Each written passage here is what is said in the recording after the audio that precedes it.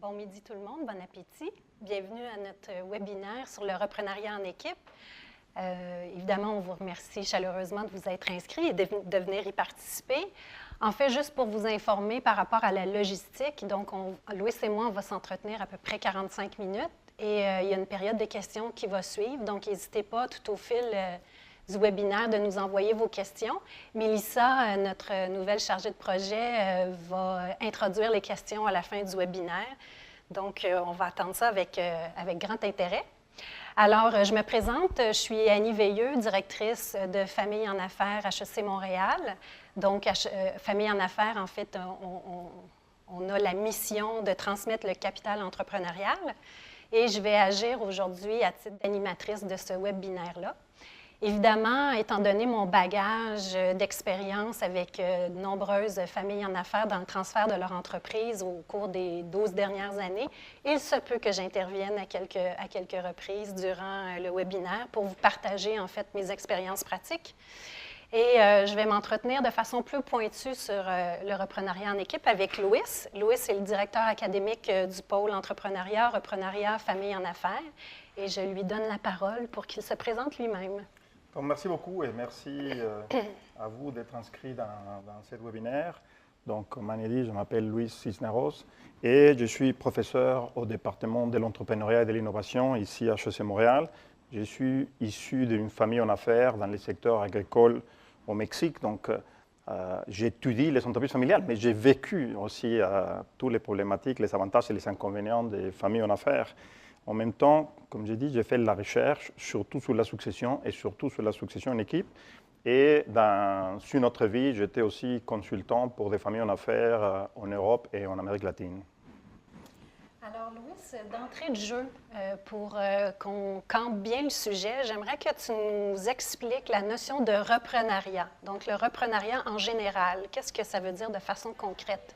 Oui, donc reprenariat, c'est un néologisme, un nouveau mot créé par une collègue qui s'appelle Bérangère Deschamps, dans lequel elle intègre reprise et entrepreneuriat.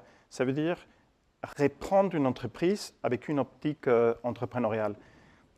Si on reprend une entreprise et on continue à faire la même chose que la génération cédante a fait et on ne fait pas de modifications, donc ça, ce n'est pas de reprenariat, ça, c'est de reprise. Si on innove, si on met en place des projets, si on prend des risques, ça, c'est si on réinvente l'entreprise, même si on met à flot une entreprise qui était en déclin, ça, c'est du reprenariat. Alors, une fois qu'on a campé le concept de reprenariat comme étant un concept de réinvention, de régénération dans le langage que j'utilisais dans ma vie de consultante praticienne, en fin de compte, est-ce que ça vaut la peine de faire un reprenariat en équipe? Est-ce que tu peux nous expliquer cette tendance-là, cette évolution-là? Comment se fait-il qu'on passe de parler d'un reprenariat d'une personne vers une autre personne à un reprenariat d'une personne vers une équipe de personnes? Qu'est-ce qui explique ça? Oui, en fait, la tendance à reprendre une entreprise en équipe se voit de plus en plus. Et la littérature sur la succession, elle est en retard vis-à-vis de la pratique. Ça veut dire que la presque totalité des articles, des livres ou des reportages qui assurent la relève parle de cédant et du repreneur solitaire. Non? Et dans la réalité, maintenant, c'est des équipes, c'est des membres de la famille ou des membres de la famille avec des cadres de l'entreprise ou des membres de la famille avec des investisseurs qui décident en équipe de reprendre une entreprise tout en occupant des postes de direction ou en étant des associés. Donc, on est en train d'effacer petit à petit cette image de repreneur en solo. Mais c'est un avantage pour l'entreprise parce qu'on a plusieurs cerveaux qui travaillent à repenser, à réorienter l'entreprise. Il y a un partage des responsabilités. Il faut se rappeler que la succession ou la reprise d'une entreprise, c'est un très bon moment pour mettre en cause les modèles d'affaires de l'entreprise. Avec les nouveaux sangs qui est injecté dans l'entreprise, avec les nouvelles idées des repreneurs et avec la légitimité de cédants, on peut profiter de cette période de succession pour améliorer les modèles d'affaires. Donc, si on les fait en équipe, on a plus de points de vue à croiser. Une autre chose, c'est pourquoi aujourd'hui on parle des successions en équipe, on voit de plus des reprises de reprenariat en équipe, c'est que les valeurs ont aussi changé. La génération X et la génération Y, depuis qu'on est à l'école, on est habitué à travailler en équipe. Donc c'est très valorisé le fait de travailler en équipe. Or, les baby boomers et les traditionalistes, pour eux, c'était plus important les leaders charismatiques, Napoléon qui prend son drapeau et qui traverse avec toute l'armée derrière lui. Donc cette image, elle est un peu moins valorisée par les X et les Y. Et on trouve aussi, beaucoup d'entreprises trouvent aussi une manière de mieux équilibrer travail-famille, de trouver un équilibre, de partager les responsabilités entre l'équipe, donc ça les permet d'avoir plus d'espace pour équilibrer emploi-famille. Et enfin, deux choses, c'est que de plus en plus, la réalité du monde économique est très complexe. Donc, c'est très difficile d'être quelqu'un qui comprend tout. Pareil, les médias sociaux, que les opérations, que les finances. Donc, avoir une équipe avec des membres complémentaires aide à transiger avec cette complexité. Et le dernier point important, c'est qu'on parle beaucoup de la solitude des dirigeants. Les dirigeants qui portent sur ses épaules l'entreprise et que si jamais ça va mal, il ne peut pas parler avec les associés parce qu'ils vont entrer en panique ou avec les employés. Donc, le seul endroit où il peut parler, c'est peut-être parce qu'il appartient à une association des dirigeants. Mais là, en ayant une équipe reprenariale, il peut partager ses inquiétudes ou les choses qui peuvent les stresser. Louis, par rapport au modèle de reprenariat, j'aimerais que tu nous entretiennes un peu, en fait, sur les modèles les plus courants de reprenariat en équipe que tu as pu observer dans ta pratique et puis dans tes recherches. Oui, en fait, on va se focaliser dans cette discussion sur la reprise familiale. Mais les deux modèles que j'ai vus les plus ici, par exemple, au Québec, un, c'est la codirection, dans laquelle 2 ou même 3 membres de la famille décident de co-diriger, d'être co-directeurs de l'entreprise familiale. Et dans ces cas-là,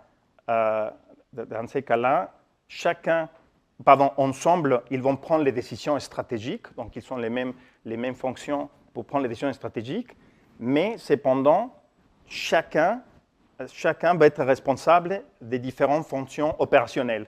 Ça veut dire qu'on peut être 2 co-directeurs qui ensemble prennent les décisions stratégiques, comme j'ai dit, mais cependant, la direction des finances et la direction des ressources humaines vont dépendre de l'un et la direction des productions et marketing vont dépendre de l'autre. Si on dit, en fait, toute l'équipe de direction va dépendre de tous les deux, ça crée beaucoup de confusion à l'équipe des directions, ça crée beaucoup d'angoisse, il y a des chevauchements, où il y a des vides, des choses que personne ne fait parce que ce n'était pas clair qui devait les faire. Dans la même structure, la codirection, donc j'ai vu 2 types de codirection. Un, où les codirecteurs sont seulement co-présidents ou codirecteurs, et une autre dans laquelle les codirecteurs occupent les postes de codirecteurs, mais aussi un poste dans l'équipe de direction. Ça veut dire, par exemple, il y a un des codirecteurs qui est codirecteur et directeur des finances. Et l'autre est codirecteur et directeur de marketing. Donc, ils sont les 2 casquettes. Ça dépend de la taille de l'entreprise. Une entreprise moyenne ou grande, ils vont être seulement codirecteurs. Mais si une entreprise petite, normalement, ils s'occupent le rôle des directeurs et un autre rôle opérationnel. Mais dans tous les cas, il y a une partie de l'équipe de direction qui doit dépendre de un et l'autre partie de l'équipe de direction qui doit dépendre hiérarchiquement de l'autre. Et l'autre structure qu'on trouve, que la littérature l'appelle les premiers parmi ses pairs, c'est, j'ai oublié de dire, dans la codirection, normalement, les codirecteurs ont la même quantité d'actions, la même quantité de capital, 50 et 50 de l'entreprise, si c'est 2 codirecteurs. Donc, je disais, il y a une autre structure qui c'est premier parmi ses pairs, et c'est les cas où il y a, par exemple, 2 frères et une sœur, et ils partagent la propriété 33,33% chacun, mais ils décident de ne pas être en codirection, mais il y a un des 3 qui a le leadership, qui a les compétences, qui connaît très bien l'entreprise. Les autres les reconnaissent comme quelqu'un qui peut être le directeur. Donc, ça s'appelle premier parmi ses pairs. Ça veut dire que le directeur, c'est un membre de la famille. Et dans l'équipe de direction, on trouve d'autres membres de la famille et des externes à la famille aussi. Donc, les décisions stratégiques sont présentées par les leaders, mais approuvées par les frères ou par les enfants qui sont actionnaires. Mais cependant, chacun a ses propres responsabilités opérationnelles. Ça s'appelle premier parmi ses pairs parce que tout en ayant la même quantité d'actions, il est reconnu comme être le leader de l'entreprise et il est le directeur. Donc, en fait, on vient de voir deux modèles, les plus usuels ou les plus courants, mais évidemment, il existe une multitude de modèles, puis en pratique, pour l'avoir vécu au fil du temps, il existe effectivement plusieurs autres modèles. Mais ici, pour le webinaire, on va se concentrer sur le reprenariat en équipe familiale parce que vous comprendrez qu'on est sous le chapeau de famille en affaires. Donc, on va s'adresser à des gens qui sont en famille et qui reprennent l'entreprise, soit des frères et sœurs ensemble, soit des cousins-cousines ensemble, mais ou un mix de deux générations également. Et il faut juste avoir en tête qu'il existe une multitude de modèles. On peut être très créatif. Les familles, en fait, sont très créatives par rapport à ça. Si tu es d'accord, Louis, on va attaquer en fait une partie. En fait, je vais revenir en arrière juste pour vous faire état en fait de quelques entreprises comme ça en brainstorming, toi et moi, qu'on a nommées comme étant organisées en codirection. Ceci étant dit, probablement que en fait, le terrain devance la littérature parce qu'il y a plusieurs de nos entreprises au Québec qui sont organisées en codirection ou en reprenariat en équipe ou en équipe de repreneurs plutôt. Et en fait, ces entreprises-là, dont quelques-unes ont gagné le Grand Prix des médaillés de la relève organisé avec PricewaterhouseCoopers. C'est comme ça qu'on peut s'en rendre compte au fil du temps. Alors, Louis, si tu, en prenant pour acquis que le concept de reprenariat en équipe, c'est une tendance là, vraiment remarquée dans les dernières années, ce phénomène-là de reprenariat en équipe demande l'établissement de certains facteurs favorables ou de facteurs clés de succès. Donc, qu'est-ce qui favorise le reprenariat en équipe du point de vue de l'équipe des repreneurs? Dans la littérature, avec des collègues, on a identifié 8 facteurs qu'on appelle les 8 C, parce qu'on a essayé de trouver un mot pour qualifier chacun de ces facteurs. Et en fait, on voit que, par exemple, le premier de ces facteurs, c'est les compétences ou être compétent. Ça veut dire qu'on ne va pas donner un poste à un membre de la famille simplement parce qu'il est membre de la famille. Écoute, on a besoin de quelqu'un en finance. Oui, mais il y a le frère Jean qui est très bon avec les saxophones. So what? Donc, il continue dans les conservatoires et on va les soutenir. Non, il faut que les postes ne soient pas créés. Il faut que la personne, comme on dit en bon français, fit avec les postes, qu'il soit compétent. Et il faut que les repreneurs développent des compétences, l'expérience, des habilités et des attitudes dans les postes. Deuxièmement, dans l'idéal des cas, ça serait intéressant que la génération montante ou les fondateurs ou la fondatrice ou les dirigeants commencent à donner des petits mandats aux membres de la famille pour qu'ils commencent à travailler en équipe de plus jeune âge et qu'ils évoluent comme ça. Donc, une fois qu'ils sont compétents, il faut avoir la confiance. Il faut que les membres de l'équipe, chaque membre de l'équipe doit avoir une perception favorable de que la tâche que quelqu'un va accomplir, il va vraiment la faire. Donc, je ne vais pas me poser la question, est-ce qu'il va être capable d'atteindre les objectifs? J'ai confiance en lui ou en elle et il va vraiment le faire. Donc, il y a les compétences, la confiance, et après les complémentarités. Il faut que dans l'équipe, on doit avoir des profils différents, des compétences différentes qui peuvent être complémentaires, pour pouvoir faire une belle synergie dans l'équipe. Et ça me mène à la coopération. C'est quoi la coopération? C'est opérer ensemble. Donc, comment on va faire pour travailler ensemble, mettre en place des règles de fonctionnement, mettre en place un système ou des meilleures pratiques dans lesquelles on peut travailler ensemble et faire une bonne synergie en étant complémentaires et en coopérant. La cinquième, c'est la compatibilité.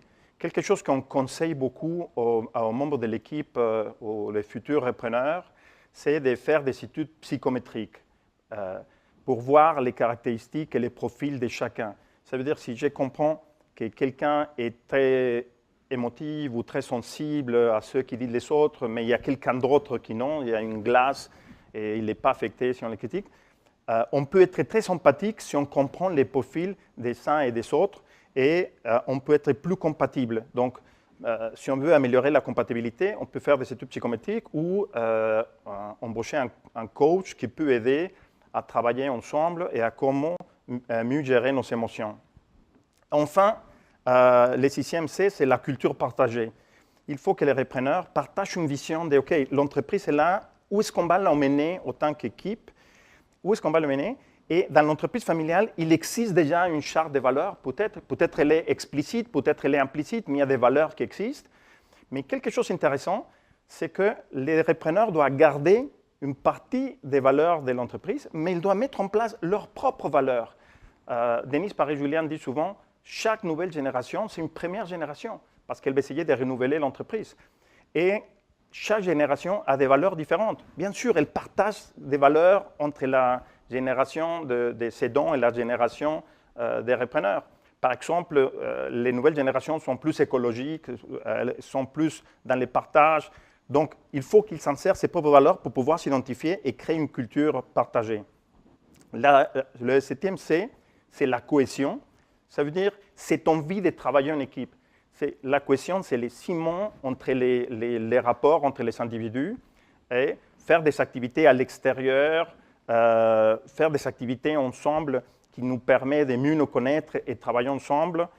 Et après, une fois qu'on a une belle cohésion, qu'on veut travailler en équipe, qu'on souhaite travailler en équipe, qu'on s'amuse en travaillant en équipe, il faut avoir la cohérence. Qu'est-ce que la cohérence?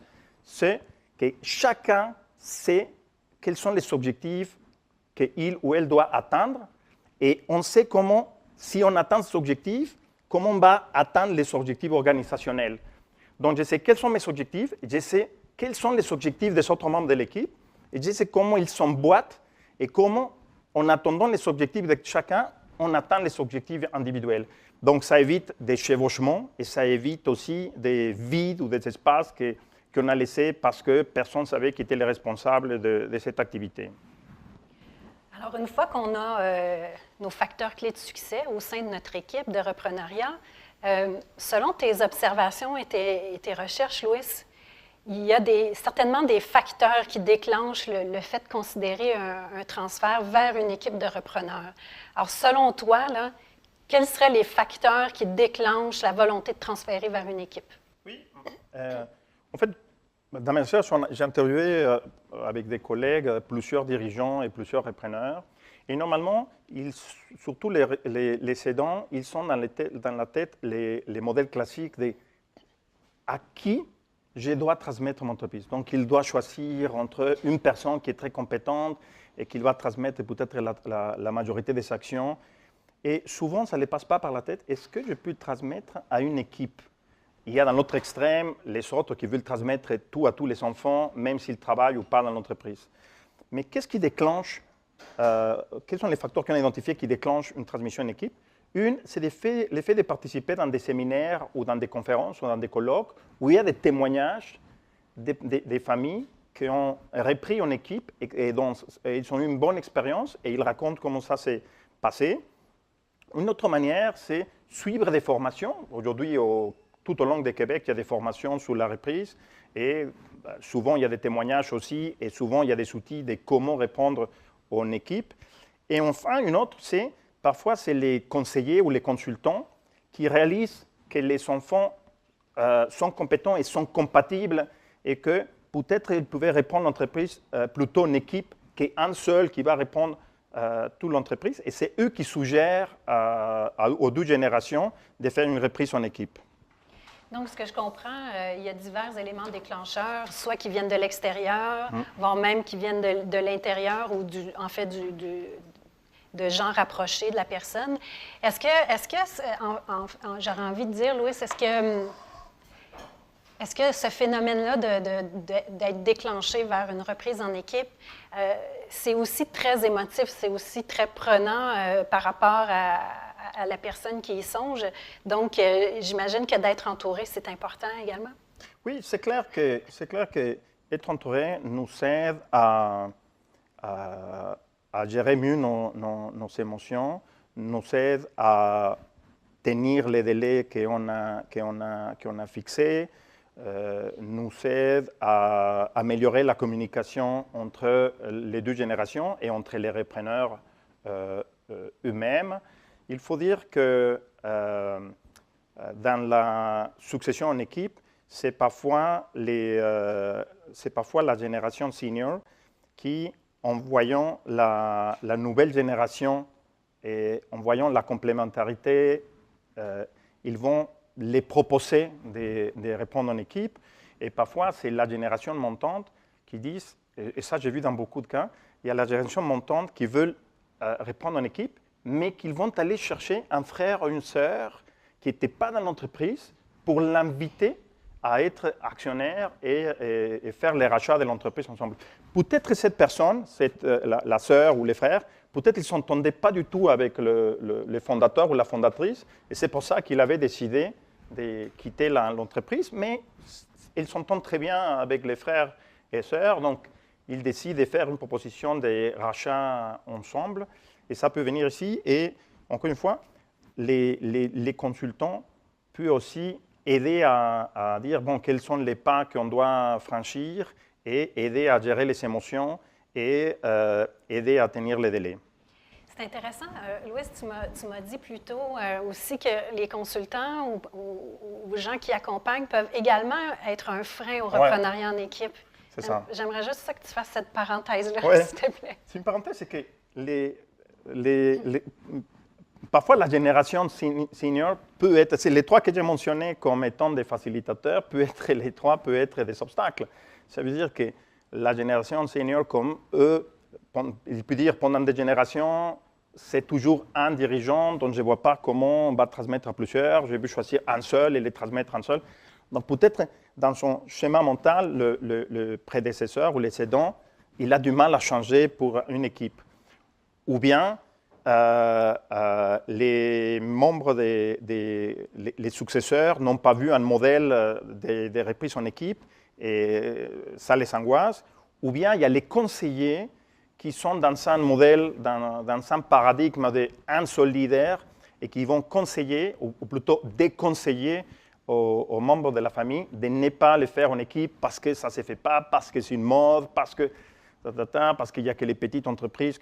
Il faut dire qu'il y a des entreprises énormes comme Novotel, qui sont en codirection, ou beaucoup des grandes entreprises au monde sont en codirection, en direction en équipe, mais les consultants, peut-être il n'a jamais accompagné une entreprise à la reprise en équipe, donc il peut être angoissé de ça, donc il peut bloquer les processus de transmission en équipe. C'est un bon moment de trouver un autre conseiller.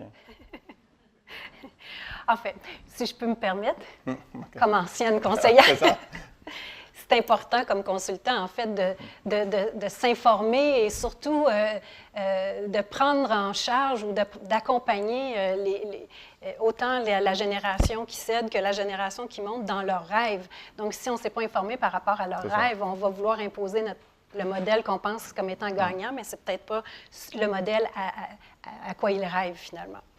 Donc, en fait, peu importe le scénario de reprenariat, peu importe le déclencheur, à un moment donné, il faut que ces gens-là s'entendent sur dire, bon, ben c'est ce modèle-là qu'on choisit, puis c'est ce modèle-là qu'on met en place. Donc, il doit y avoir une prise en charge et une mise en place de ce modèle-là.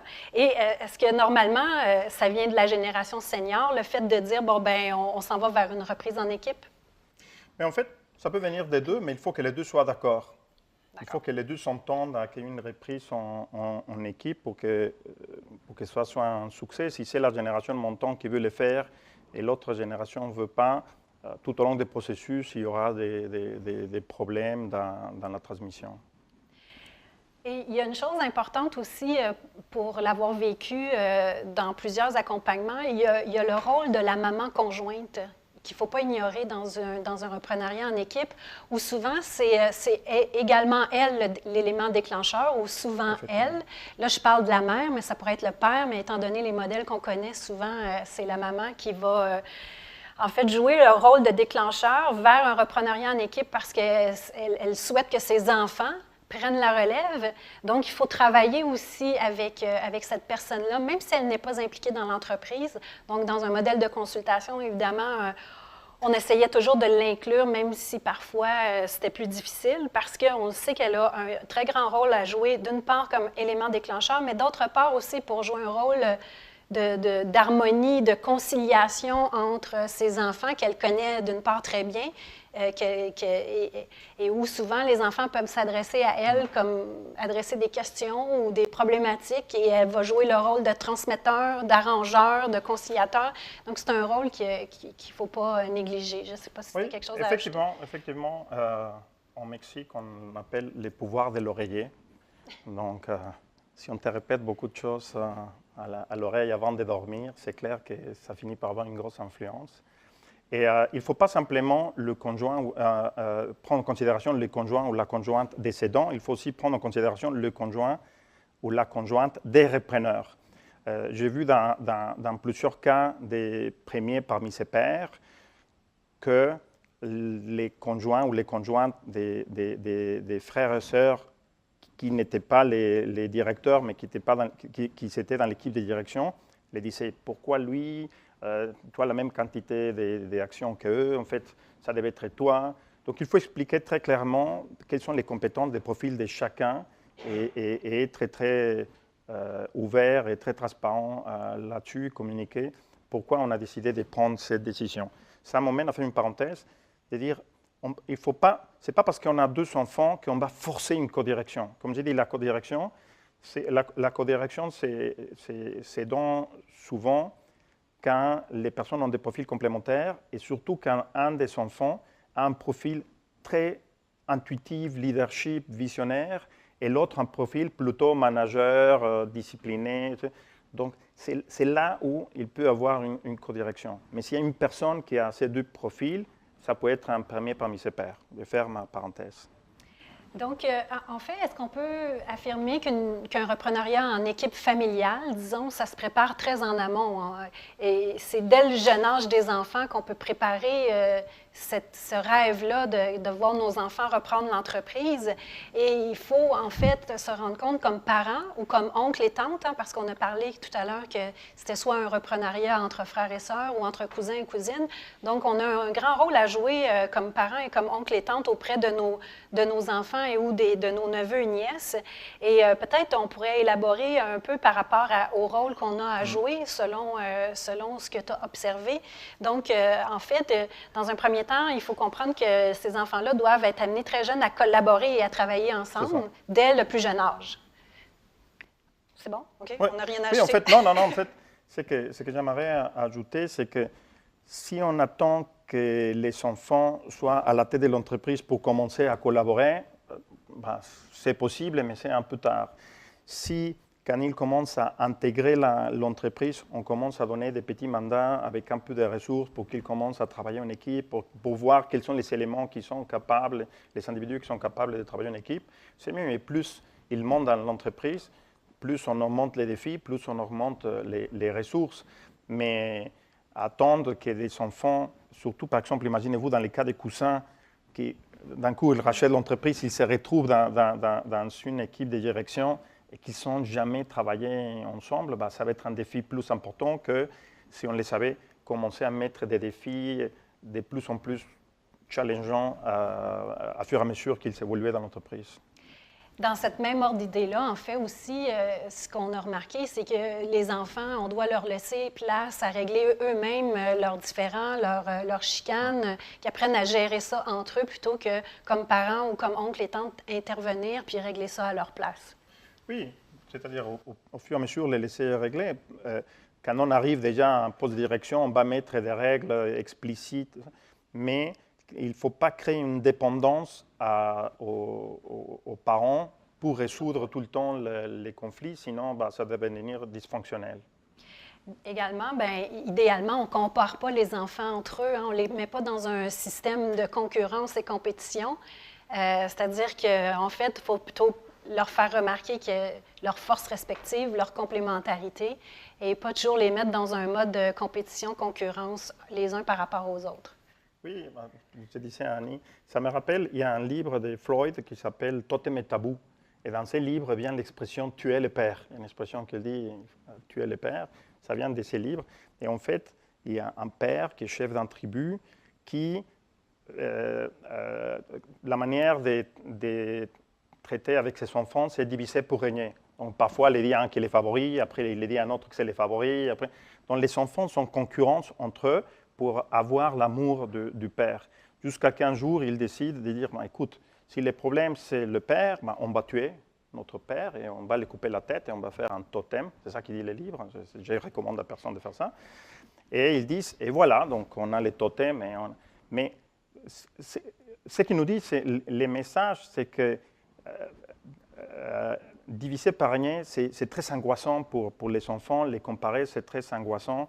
Donc en fait, il faut essayer d'être le plus équitable possible et essayer de compenser ce qu'on donne à un et aux autres. Mais également, comme parents, je ne vous apprendrai rien. À ceux qui ont des enfants, il faut aider nos enfants à développer leur confiance en eux. Et finalement, aussi, il faut agir comme un modèle. Hein. Évidemment, on appelle ça le symbolisme. Alors, entretenir des bonnes relations avec nos frères et sœurs, puis avec nos neveux, nièces, puis nos oncles et nos tantes aident aussi comme modèle vis-à-vis de nos enfants. Oui, la meilleure chose qui peut transmettre une famille en affaires à l'autre génération, c'est l'esprit entrepreneurial. Ça veut dire peut-être qu'il y a des membres de la famille qui ne veulent pas reprendre l'entreprise, mais qui vont créer d'autres entreprises. Donc, la meilleure chose, le meilleur héritage d'une famille en affaires à ses membres, c'est développer l'envie d'entreprendre, d'innover, de prendre des risques, de combler des besoins. Alors, une fois que tout ça se met en branle, évidemment, on entre dans la phase de transmission vers une équipe de repreneurs. Et selon tes observations et tes recherches, je comprends qu'il y a un processus qui peut se mettre en place en 4 grandes phases, disons. Et on ne veut pas vous faire peur par le tableau qu'on vous transmet à l'écran, mais on va juste l'expliquer dans les grandes lignes, mais c'est pour vous montrer qu'il y a quand même un processus derrière tout ça. Oui, tout d'abord dire que souvent, quand on parle de transmission d'entreprise, on parle de transmettre la direction de l'entreprise, on parle de transmettre la propriété de l'entreprise, mais rarement on parle de transmettre les intangibles. Ça veut dire les réseaux de contacts. Il y a très peu d'entreprises qui disent, écoute, on va faire un inventaire de notre réseau de contacts et à fur et à mesure, on va les transmettre à chacun des enfants qui va travailler avec des contacts. Donc, si on ne fait pas ça, on se retrouve quand les enfants sont à la tête de l'entreprise, qu'ils parlent avec les fournisseurs et le fournisseur leur dit « on a changé les politiques, tu sais ». Et c'est faux, c'est simplement qu'ils se méfient, ils ne sont jamais fait affaire avec cette personne, ils faisaient toujours affaire aux fondateurs, aux fondatrices. Donc, il faut transmettre les réseaux de contacts, c'est le capital social, mais aussi le capital culturel, ça veut dire les valeurs, les savoir-faire, la culture de l'entreprise. Et il y a plusieurs chercheurs, un ancien ici de notre école, Pierre Hugon, et Louis Cadieux de la UQTR, qui ont développé beaucoup les modèles à 4 phases. Et il faut dire que la succession, ce n'est pas une étape de 2 jours dans lesquels je te donne la clé, le lendemain, vous êtes en train de diriger. C'est un processus qui va s'étaler de 2 à 6 ou 8 ans. Ça dépend des degrés de maturité des cédants, les degrés de maturité des repreneurs, l'expérience des repreneurs, la situation économique, la situation de l'entreprise. Bon, il y a plusieurs facteurs qui vont dicter combien d'années ça va prendre la reprise. Mais une première phase, que c'est la plus longue, c'est l'incubation. Et c'est quand les enfants entrent dans l'entreprise, d'abord dans les week-ends, après les vacances, et à fur et à mesure, ils vont arriver dans des postes de décision. Il faut profiter de cette occasion, comme j'ai dit, pour les donner des challenges, de lancer, proposer une manière de réduire des coûts, proposer une manière de lancer un nouveau produit, d'améliorer un service avec un petit budget et surtout qu'ils travaillent en équipe. Et après, il y a une phase qui c'est la phase d'intégration, c'est quand les enfants occupent déjà des postes des décisions et on commence à planifier la succession de l'équipe de direction. Ça, c'est quelque chose d'important. La littérature aussi, quand elle parle, ou la majorité de la littérature, quand elle parle des reprises d'entreprise, il parle de préparer le successeur. La réalité, c'est que quand on a fini la succession, une partie ou la totalité de l'équipe de direction est remplacée. Et on parle très peu de ça. Ça veut dire, on dit, il y a beaucoup de cours de comment préparer le dirigeant. Mais en fait, il faut préparer aussi celui qui va remplacer les directeurs en finance, celui qui va remplacer la directrice de marketing, celle qui va remplacer les directeurs de production. Peut-être on va garder quelques-uns, mais ce qu'on voit dans la réalité, c'est qu'on ne remplace pas seulement les directeurs, on va remplacer une partie ou la totalité de l'équipe de direction. Donc, c'est dans l'intégration où on commence à dire, bon, écoute, qui va remplacer quoi? Quelle est la structure qu'on va adopter? On fait un inventaire de capital social et on dit à qui on va transmettre quelles ressources. Bien sûr, les repreneurs vont aussi intégrer leur propre capital social. Il y a des réseaux de contacts qu'ils sont.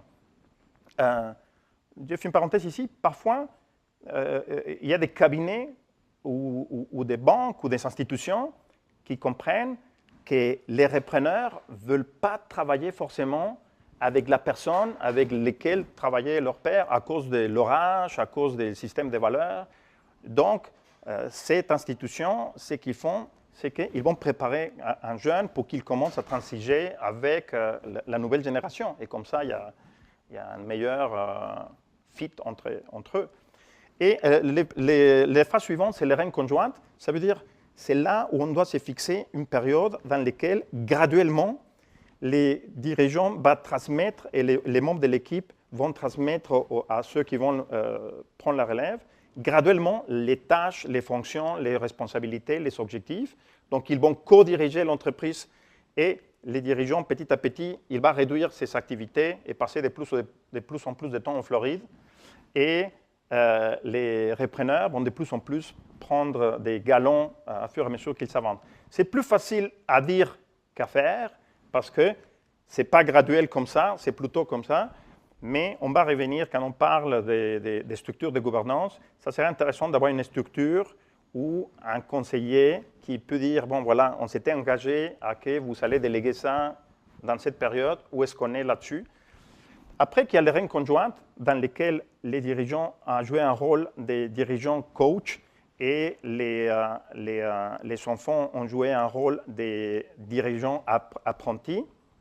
Il y a la phase des nouveaux leaderships et des engagements des dirigeants.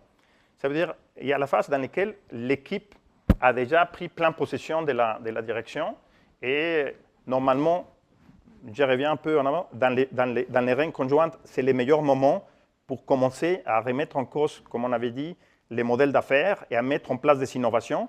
Donc, quand on reprend l'entreprise, on va commencer à gérer les innovations ou les nouveaux modèles d'affaires qu'on a mis en place. Et c'est à ce moment donné où les cédants vont décider s'ils restent dans l'entreprise, qu'on les voit dans beaucoup de cas, ou s'ils décident d'aller vers la philanthropie ou jouer golf. Mais de plus en plus, on voit que les cédants disent, écoute, je ne vais pas me mêler aux décisions stratégiques, ça correspond à mes enfants qui ont repris l'entreprise, mais j'aimerais rester dans l'entreprise. Donc, il prend une position de relations publiques ou la relation avec un client important ou les volets philanthropiques de l'entreprise.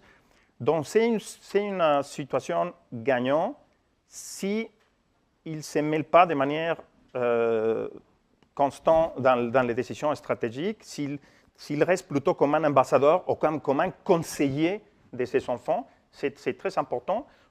Aussi, les banquiers et d'autres, les clients se sont rassurés de les voir présents, mais il faut vraiment qu'ils comprennent qu'ils restent dans l'entreprise, mais qu'il y a un changement des rôles. Dans des cas de codirection, parfois les enfants disent si on n'est pas d'accord dans une décision, on peut toujours appeler notre conseiller, notre père, pour nous aider à trancher. Ça, c'est aussi un autre rôle qu'il peut avoir les dirigeants. Et voilà, ça, c'est les 4 phases. Dans la dernière phase, le capital social doit être complètement transmis plus les nouveaux capitaux sociaux que les enfants ont acquis et qui ont intégré dans l'entreprise. Et selon toi, Louis, est-ce que le transfert de la propriété doit être complété aussi en phase 4 ou Oui. à tout le moins, les repreneurs doivent avoir la majorité de la propriété? Je pense que pour mettre en place un nouveau modèle d'affaires ou de nouvelles idées, l'idéal, c'est avoir le contrôle de l'entreprise. Donc, normalement, merci beaucoup, dans la phase 4, l'équipe de direction doit avoir la majorité des actions votantes. Je comprends qu'il y a des cédants qui disent « je vais garder un peu des actions de contrôle pendant 2-3 ans ». Après, c'est chaque entreprise prendre ses décisions, mais bien sûr, pour se sentir responsable et pour se sentir avec les pouvoirs d'agir dans la phase 4, les réseaux de contacts de passé et aussi la majorité des actions votantes doit être dans les mains de l'équipe reprenariale. D'accord. Donc, une fois qu'on a mis tout ce processus-là en place, selon tes observations, en fait, Louis, c'est quoi les meilleures pratiques pour que ce processus-là soit gagnant, puis qu'on passe au travers, puis que ça réussisse notre reprenariat en équipe? Est-ce qu'il y a quelques meilleures pratiques que tu as remarquées? Oui. D'abord, comme j'ai dit, il faut que les rôles soient clairs et les obligations soient claires et éviter des chevauchements et des vides. Il faut aussi mettre en place des mécanismes de prise de décision. Il faut se rappeler que si bien les enfants ont des responsabilités opérationnelles, quand ils prennent des décisions stratégiques, ils les prennent ensemble et ils sont les mêmes quantités d'actions chacun. Donc, il faut prendre des mécanismes, mettre en place des mécanismes pour comment prendre des décisions et comment faire un suivi de ces décisions. Une autre chose, c'est qu'on va formaliser l'entreprise, mais il ne faut pas perdre les canaux de communication informels. Ça veut dire parfois faire des réunions à l'extérieur de l'entreprise pour dire, décider qu'on veut lancer ou dire si on se sent à l'aise ou pas à l'aise sur telle ou telle situation. Donc, il faut avoir des canaux de communication formels, mais il ne faut pas perdre les canaux de communication informels. Et aussi, il faut bien structurer, au mieux structurer la gouvernance de l'entreprise. Ça veut dire que les processus de succession, c'est un très bon moment pour mettre en place une structure de gouvernance pour chacun des systèmes de l'entreprise familiale. Je m'explique. Il y a des auteurs comme Davis et Taguchi qui disent qu'une entreprise familiale, c'est une entreprise où il y a 3 systèmes, la famille, l'entreprise et la propriété. Donc, c'est un bon moment, la succession, pour mettre en place soit un comité aviseur, soit un conseil d'administration. Et dans ces comités aviseurs et dans ces conseils d'administration, on va aborder des points. On va aborder, les buts, c'est la croissance de l'entreprise et le développement de l'entreprise. Pas les liens de la famille avec l'entreprise, pas les investissements. Et après, dans la famille, il faut créer un conseil de famille où on va aborder des aspects liés à la famille en affaires, mais les buts de ces conseils de famille, c'est le bien-être de la famille. Ce n'est pas la croissance de l'entreprise, ce n'est pas les bénéfices, pardon, les dividendes.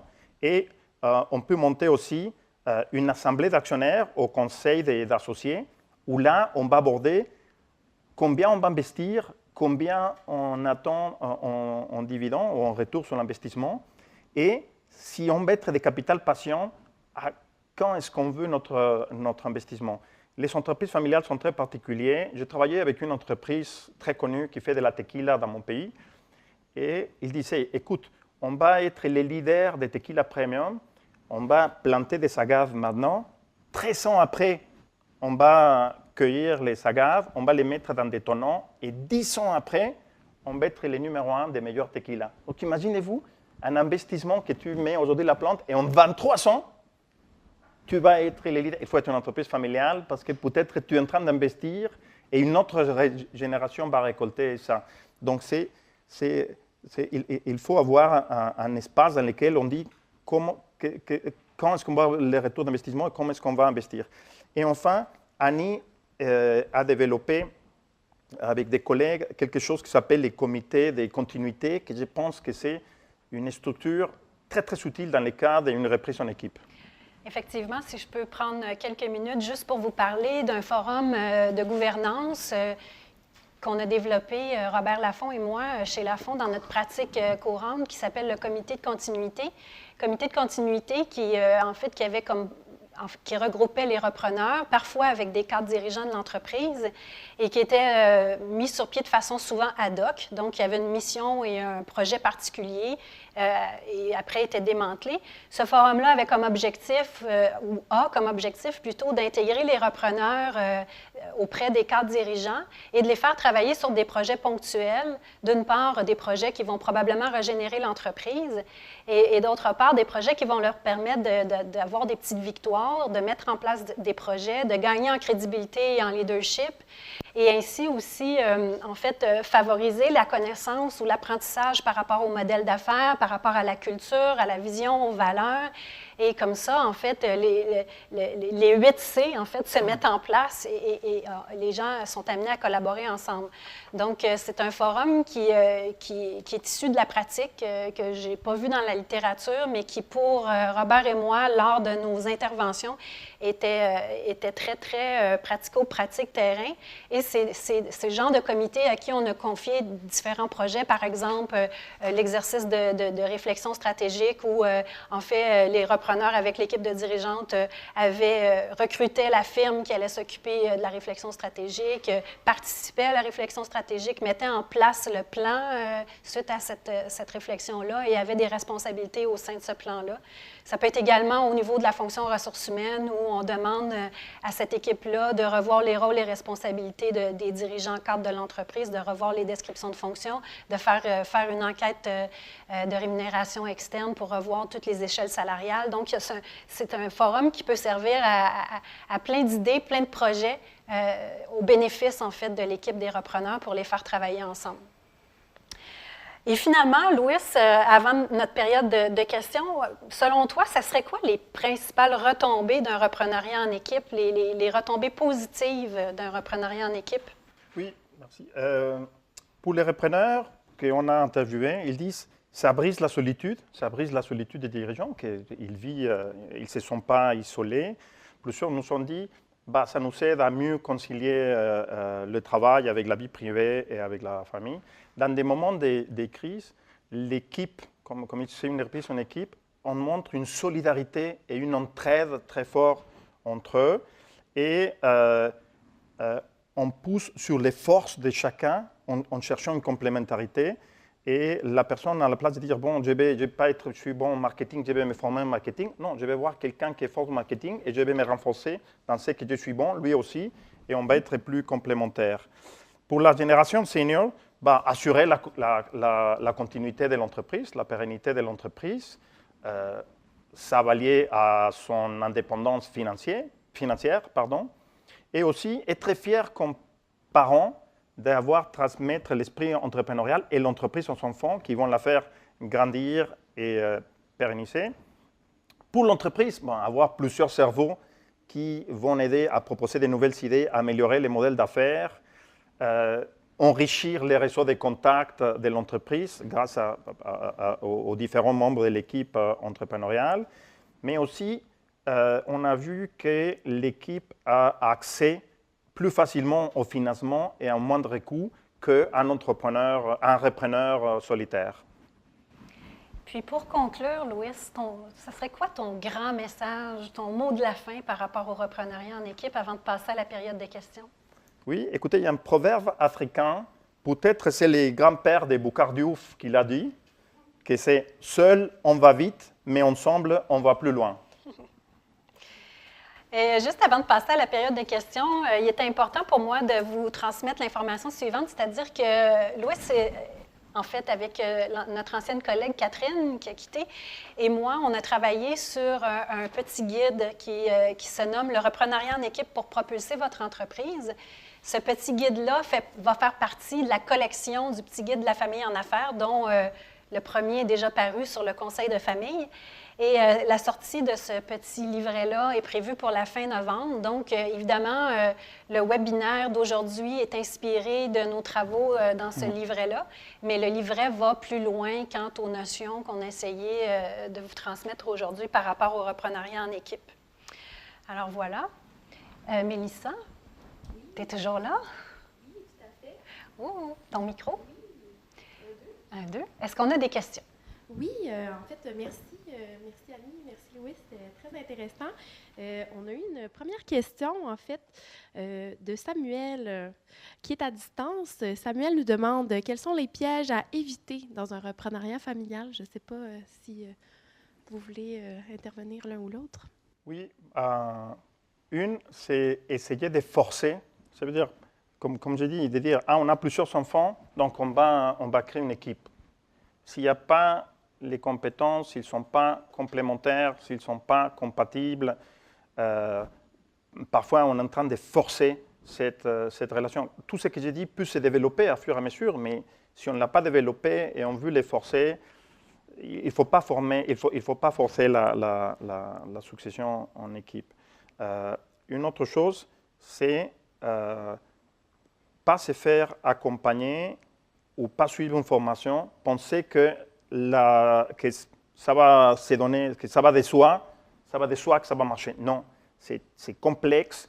On parle d'au moins 2 personnes, mais ça peut être plusieurs personnes, les membres de l'équipe. Donc, il faut gérer les émotions, il faut bien établir les fonctions. Donc, il faut ou bien suivre des formations, ou bien se faire accompagner, ou les deux. Sinon, ça va être difficile pour les mettre en place.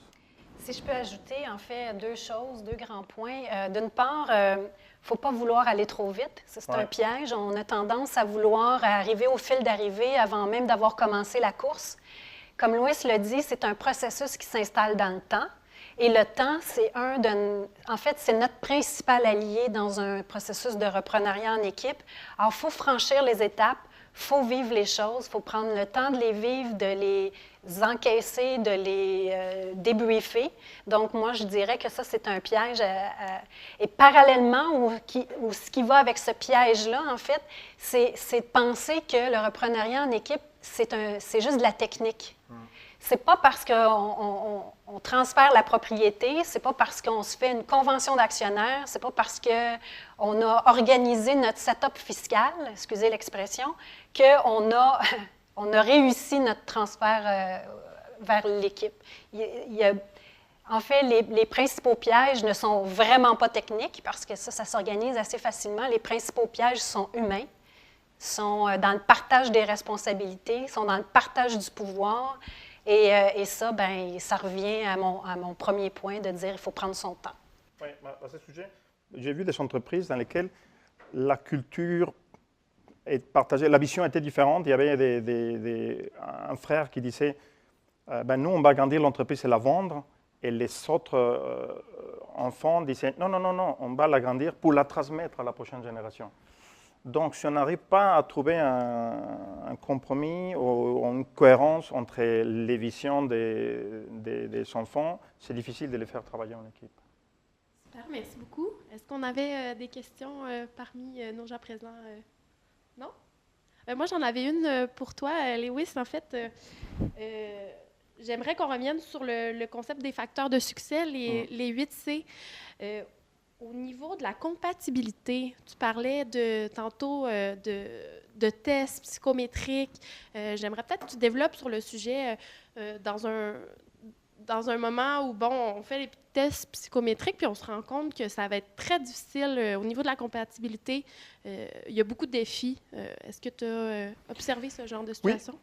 Oui, je l'ai même avec mon équipe, on applique des tests psychométriques pour comprendre les profils de chacun, mais j'en ai vu des entreprises où il y a un membre de l'équipe qui est très sensible à ce qu'ils vont dire de lui, à la reconnaissance, et il y a un autre qui, pas du tout, donc c'est lui qui n'est pas du tout touché par ça, il est très direct dans la manière dont il parle, et l'autre, il va arrondir tout le temps et chercher on va voter, mais est-ce qu'on peut se mettre d'accord?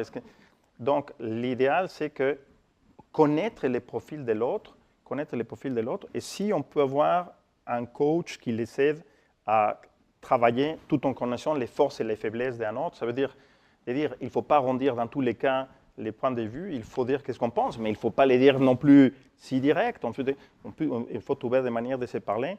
Donc, d'abord, connaître les profils de chacun, et c'est après, en reconnaissant ça, on peut apprendre à travailler ensemble ou en trouvant un coach ou quelqu'un qui aide avec les forces et les faiblesses de chacun à faire une synergie. Vous avez quelque chose à ajouter? Oui, bien, c'est sûr. En fait, en termes pratiques, dans la majorité des processus d'accompagnement que j'ai vécu précédemment, une des premières activités qu'on fait, en fait, avec nos équipes de repreneurs et évidemment en incluant les gens de la génération qui va s'aider, c'est de faire un exercice de consolidation d'équipe. Et pour faire un exercice de consolidation d'équipe, ça prend des tests psychométriques, mais principalement des tests sur la personnalité, parce que c'est ça qui est le plus fun à travailler aussi. Et ce qui est important, c'est de partager en quelque sorte aussi les résultats de ces tests-là. Et ça aide beaucoup à la compatibilité, comme tu as demandé, dans ce sens qu'en se donnant la permission de partager un peu nos résultats, ça devient un exercice ludique, mais c'est également et surtout un exercice qui se veut très profiteur pour apprendre à mieux se connaître soi-même et apprendre aussi à mieux connaître les autres. Pourquoi mieux connaître les autres? Pour entrer en meilleure relation et en meilleure communication avec les gens qui composent notre équipe. Mais ça nous permet également de comprendre certains comportements. Pourquoi ces gens-là, quand je leur adresse la parole de cette façon-là ou quand je leur demande telle chose, ils ne semblent pas à l'aise ou ils réagissent de telle façon. Alors là, il y a une espèce de prise de conscience qui se fait par rapport à comment mieux communiquer avec les membres de mon équipe, mais également aussi comment m'ajuster pour que je puisse obtenir de meilleurs résultats ou qu'on puisse être meilleurs ensemble. Donc, toute la question de la communication, de l'ajustement, et tout ça pour finalement revenir au point que je voulais faire tout à l'heure, que ça prend du temps. Parce qu'il faut bien se connaître, puis il faut bien connaître les gens avec qui on va travailler, puis avec qui on va faire grandir et prospérer cette entreprise-là dans le futur. Génial, merci beaucoup. Merci. Ah oui, absolument. Je vous écoute. Je vais vous approcher. Vous voulez parler au micro? Oui, c'est pour le webinaire. Il faut que tu parles au micro. Merci beaucoup. C'est vraiment très intéressant. Je me questionne si dans vos recherches, littérature ou pratique, vous avez vu des modèles un peu plus complexes de reprenariat, des choses où, par exemple, il va y avoir plus qu'une entreprise opérante ou beaucoup de cousins, cousines. Oui, ça, c'est le webinaire 2. C'est la version 2. Donc, des choses un peu plus complexes, mais je m'intéresse surtout à savoir quand on a, par exemple, une génération d'une dizaine de repreneurs potentiels et que ce ne sont pas tous qui sont liés à l'entreprise familiale principale. Est-ce qu'on peut trouver un modèle qui va inclure plus que 2 ou 3 personnes intéressées à l'entreprise? Oui, bien sûr. Il y a même des entreprises qui ont gagné médaillé de la relève, comme l'entreprise Comtan, qui vend des skidoo et ce type de produits. C'est un consortium de cousins.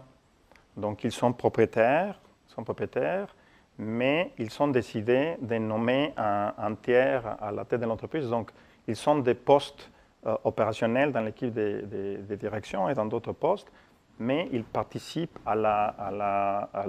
aux décisions stratégiques. Ouais, ils décident donc, et il y a des modèles plus complexes dans lesquels, pour reprendre l'entreprise, il y a des frères et sœurs qui se sont associés avec d'externes, plus avec des employés. Et donc, c'est une reprise en équipe hybride. Il y a une entreprise que, quand ils sont repris en équipe, c'était un membre de la famille avec les cadres qui s'appelle Supermetal. Non? Donc, Supermetal, c'est un membre de la famille avec des cadres qui ont décidé de créer une équipe et racheter ensemble l'entreprise. Après, ils sont votés et c'est le fils de propriétaire qui était les dirigeants, mais parce qu'il était compétent, parce qu'il avait les valeurs et ils sont votés, mais c'est une reprise en équipe hybride. Donc, on peut voir une variété énorme des modèles hybrides qu'on peut parler, qu'ils répondent. Et les entreprises ont 2 secteurs. Les cas des hôtels Germain, c'est une codirection, mais ils prennent, je pense, les décisions stratégiques ensemble, mais une personne s'occupe de l'opérationnalisation de l'hôtel et l'autre des immeubles, de tous les parcs immobiliers, la construction. Donc, il y a autant de modèles, il y a beaucoup de modèles, et surtout, il y a des modèles de plus en plus complexes, mais ça serait le sujet de reprise en équipe de... Non, mais Ouais. pour ça, C'est tout le temps qu'on avait. C'est vraiment un sujet qui, justement, suscite beaucoup de questions. Ça va d'ailleurs nous faire plaisir de répondre au site web que vous avez affiché à l'écran. On a toutes nos coordonnées. On a également vos adresses courriel, donc on va vous faire parvenir le contenu de la présentation par courriel. Puis, n'hésitez pas à nous faire parvenir vos questions par courriel. On va y répondre assidûment. Merci à tous de votre attention, autant de votre déplacement qu'aux gens en ligne. Bonne journée. Merci beaucoup.